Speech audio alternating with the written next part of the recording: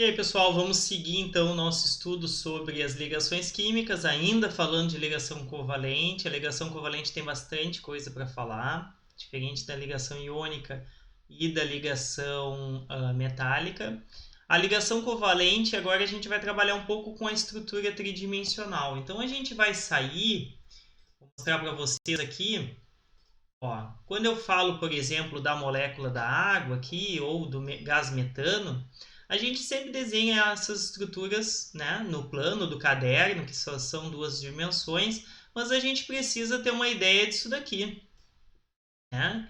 Que a molécula do metano, que é essa daqui, ela tem três dimensões, né? Então ela tem esse formato aqui que a gente chama de tetraedro. E a molécula da água tem esse formato aqui, ó, angular. Na verdade, a gente desenha a molécula reta dessa forma, mas ela tem aquele formato ali, ó, que tem um ângulo entre os dois. Bom, esse software que eu uso, o ChemDraw, é uma possibilidade, né, da gente fazer o estudo. Outra forma é quando a gente tem esses modelos aqui, ó, né? Então aqui está a molécula do metano que eu tinha feito ali para vocês, em três dimensões. Obviamente que dessa forma a gente consegue observar, né, a molécula mais atentamente, entender o que tem algo projetado para trás, para frente, para os lados, enfim. Mas é isso que a gente vai ver a partir de agora. Bom, o modelo que a gente utiliza, né, da forma de tridimensional, então quando a gente monta a estrutura de Lewis, ela mostra as ligações, né, como pares de elétrons ligantes, só que a gente tem que pensar que isso tudo, né, ele precisa levar em consideração as interações eletrostáticas. Porque, seja pares ligantes ou pares isolados, ambos são elétrons.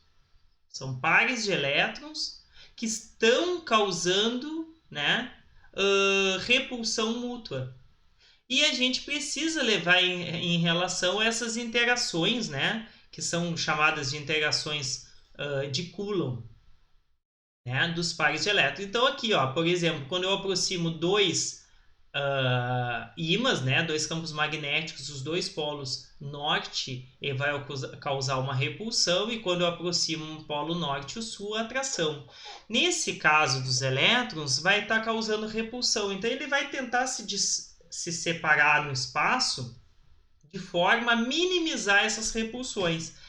Então, a gente precisa levar em consideração um modelo chamado modelo da repulsão dos pares de elétrons da camada de valência.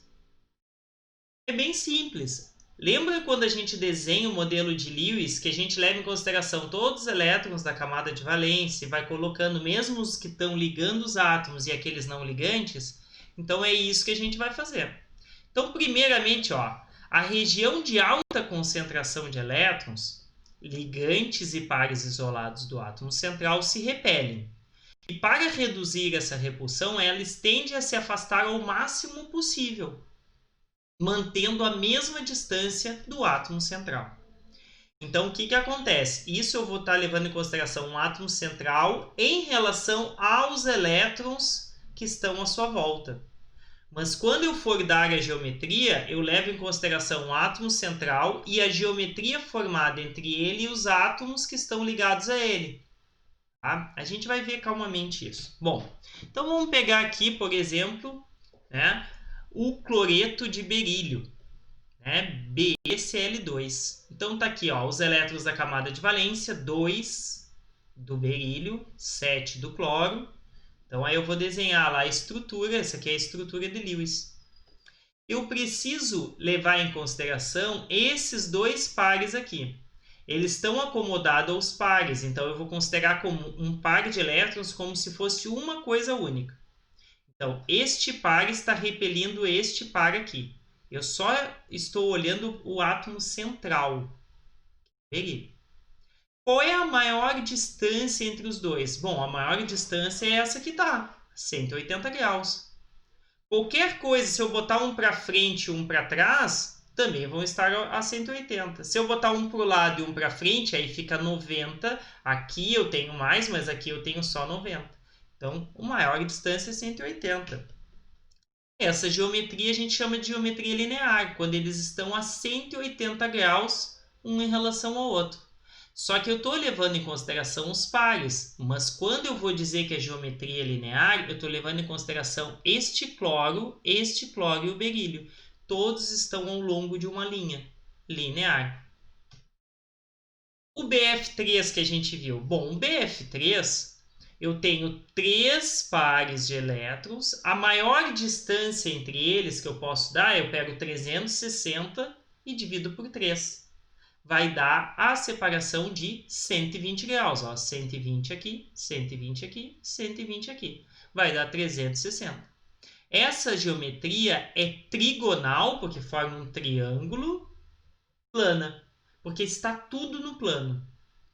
Eu não tenho nenhuma ligação para trás ou para frente. Essa é a geometria trigonal plana. Então, vocês estão vendo que eu estou tentando separar esses pares de elétrons numa distância maior possível nas 3 dimensões. Agora o metano, que foi o que eu fiz. Eu tenho 4. A maior distância, se eu deixar assim, ó, eu pego os 360 e divido por 4. A distância entre um e o outro vai ser de 90 graus. A maior distância não é essa. Se eu colocar essa estrutura nessa forma tetraédrica, ó, onde eu tenho 2 ligações, uma para cima e uma para baixo no plano, uma está para frente, ó, projetada para vocês aí, para a tela, e uma está direcionada para mim aqui, ó. Tá vendo? Esta aqui é um tetraedro e todas elas são iguais, ó. Não importa como eu gire, sempre vai dar a mesma estrutura. Então, geometria tetraédrica, quando eu tenho 4 regiões de alta densidade eletrônica, ou os 4 pares de elétrons. O PCl5, eu vou ter essa forma aqui, que eu vou ter 3 pares no plano, aqui no plano, 3, um para frente, um para cá e outro para cá. A distância entre um e outro é de 120 graus. Um para cima e um para baixo. Esse para cima e para baixo, um em relação ao outro tem 180. Então, este em relação a este, 180. Mas este em relação a esse aqui é de 90 graus. Conseguiram entender? Bipirâmide trigonal. O que quer dizer isso? Imagina uma pirâmide, ó. Uma pirâmide trigonal, porque são 3, é uma base triangular. E por que é uma bipirâmide? Porque ela também tem invertida. Então, é como se eu pegasse uma pirâmide de base triangular. Então, imagina um triângulo, né? E aí eu tenho aqui até em cima, que forma uma pirâmide. Eu tenho 2 pirâmides, uma em cima da outra.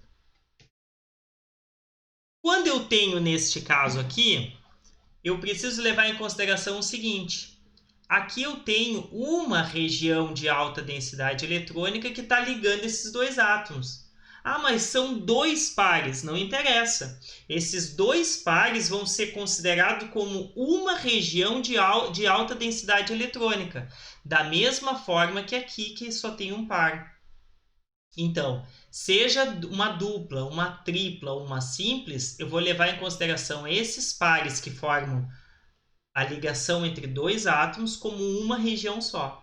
Então, a gente já viu que 2 regiões de alta densidade eletrônica formam a estrutura linear. Ó, tá ali, linear. Então, não importa. O que a gente tem que pegar daqui? Existem, então, essas 4 geometrias. Existem mais, tá, gente? A gente vai ver mais. E que não importa se eu tenho um par ou 2 pares que estão ligando 2 átomos, eles vão ser considerados como uma única região de alta densidade eletrônica. Agora, a gente vai levar mais 2 regras. Primeiro, que não existe distinção entre ligações simples e múltiplas, isso a gente já viu ali no C-O. Uma ligação múltipla é tratada com uma só região de alta concentração de elétrons.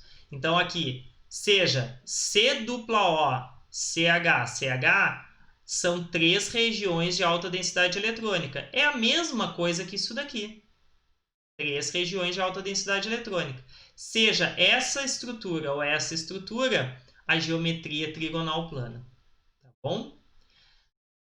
A regra 3, toda região de densidade eletrônica elevada, pares de elétrons isolados e ligantes, agora a gente vai levar em consideração estrutura. Até então não tinha estruturas com pares de elétrons que não estavam ligados no átomo central, gente.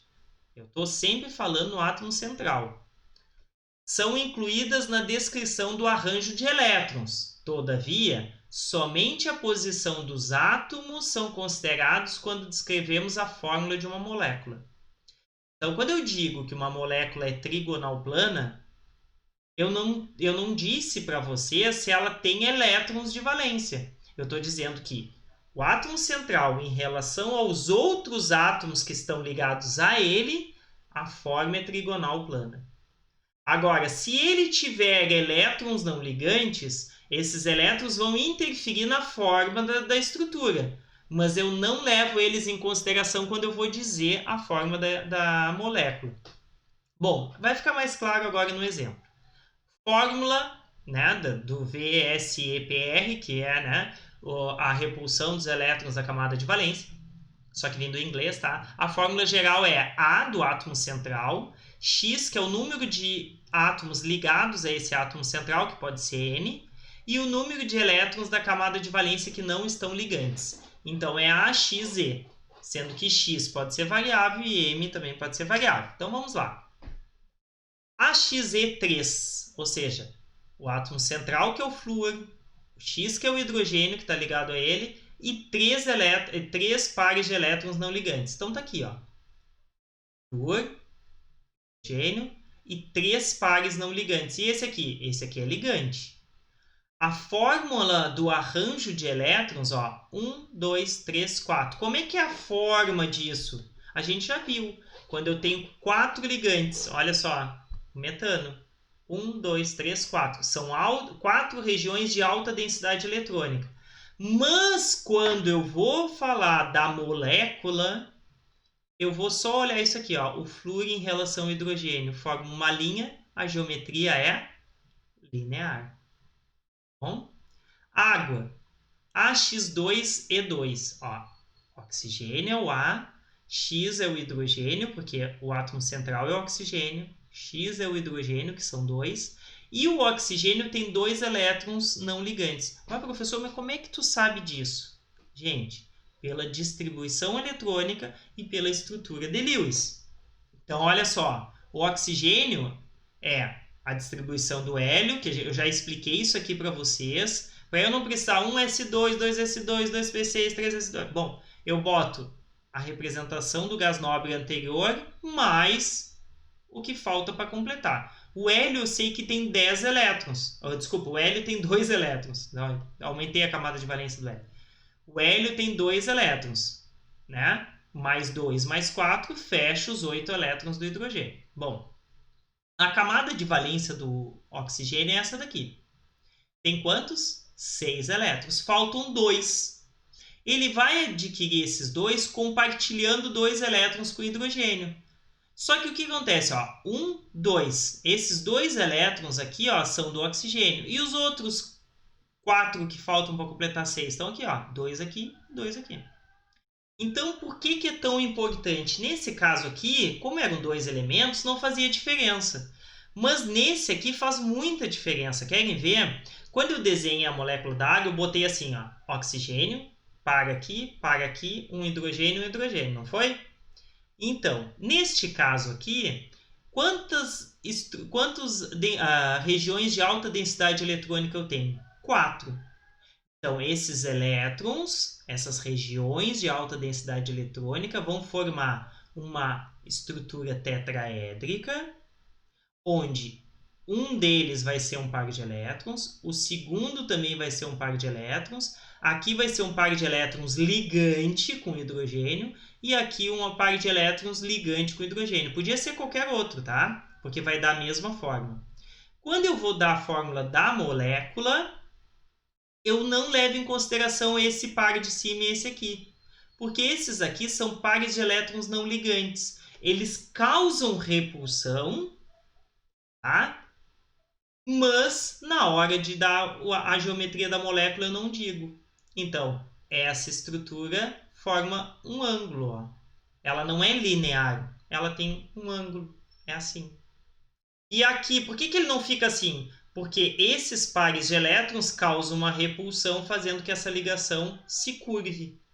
Diferente da ligação linear do C-O, que fica C-O, C-O. Como não tem pares de elétrons no carbono, então a maior distância é 180. Aqui eu tenho 4 regiões, a maior distância é 109, que é o ângulo tetraédrico. Então, faz isso aqui. Gente, não tem outra forma a não ser estudando, olhando para gravar isso. A amônia. A amônia é um átomo central e 3 átomos ligados a ele, mais um par de elétrons. Nesse caso aqui, o que vai acontecer? Ó, eu tenho 2 mais 3, são 5 elétrons na volta do nitrogênio. Então, tá aqui, ó, 1, 2, 3, 4, 5. Além dos hidrogênios, dos elétrons que vêm do hidrogênio. 1, 2, 3 dos 3 hidrogênios.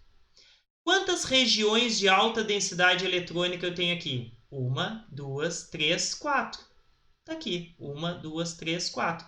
Novamente arranjo tetraédrico. Só que quando eu vou dar a fórmula da molécula, eu desconsidero o par de elétrons não ligante. Então, a forma da molécula é uma pirâmide trigonal. Ó, eu formo um triângulo entre os átomos que estão para baixo. Olha aqui. Se eu tirar esse aqui de cima, ó,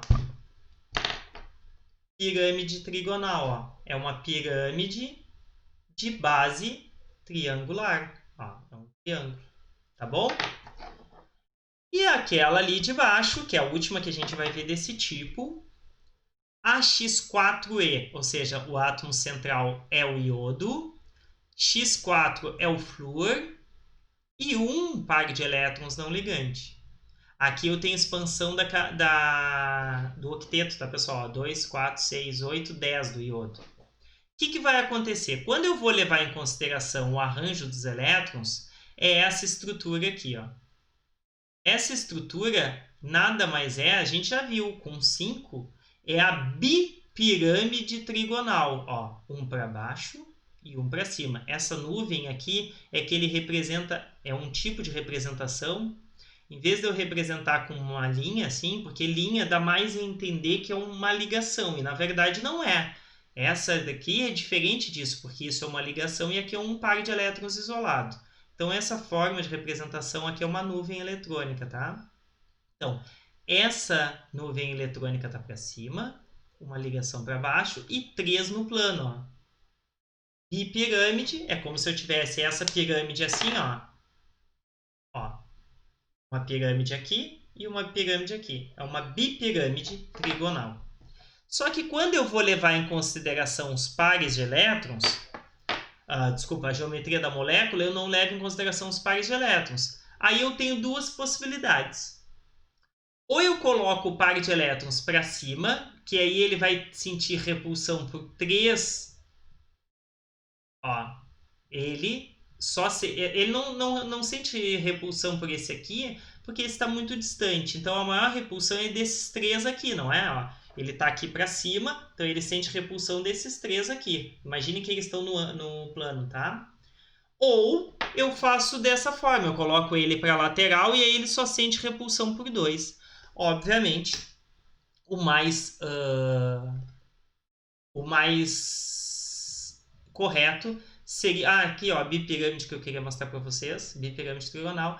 E a forma mais correta é essa daqui, que é chamada de gangorra. Porque se eu colocar, forma uma gangorra. Ó. Esses 2 átomos aqui seriam a base e aqui é onde a gente senta. Então, forma uma gangorra. E aqui está um resumo das geometrias mais comuns. Tá? Então, quase todas que a gente viu, ó, linear, né, que é a C-O, do dióxido de carbono, C-O. Angular, que é da água.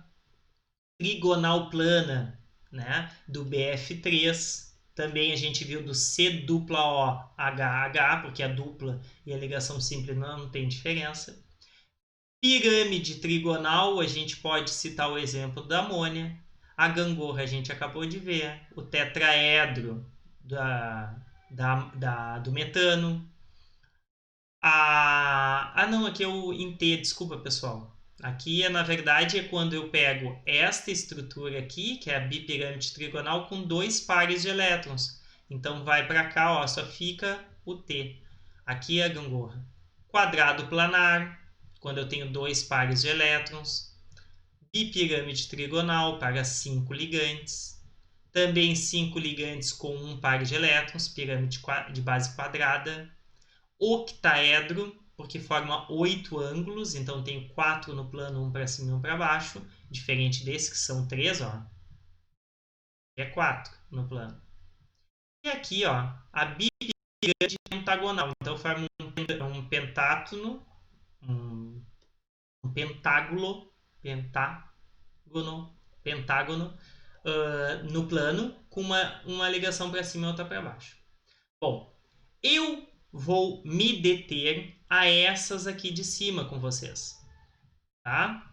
Linear, angular, trigonal plana, piramidal ou pirâmide trigonal.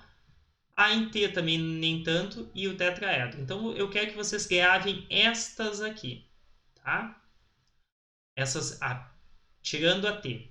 Então essas são as principais que a gente vai trabalhar na geral. Tranquilo?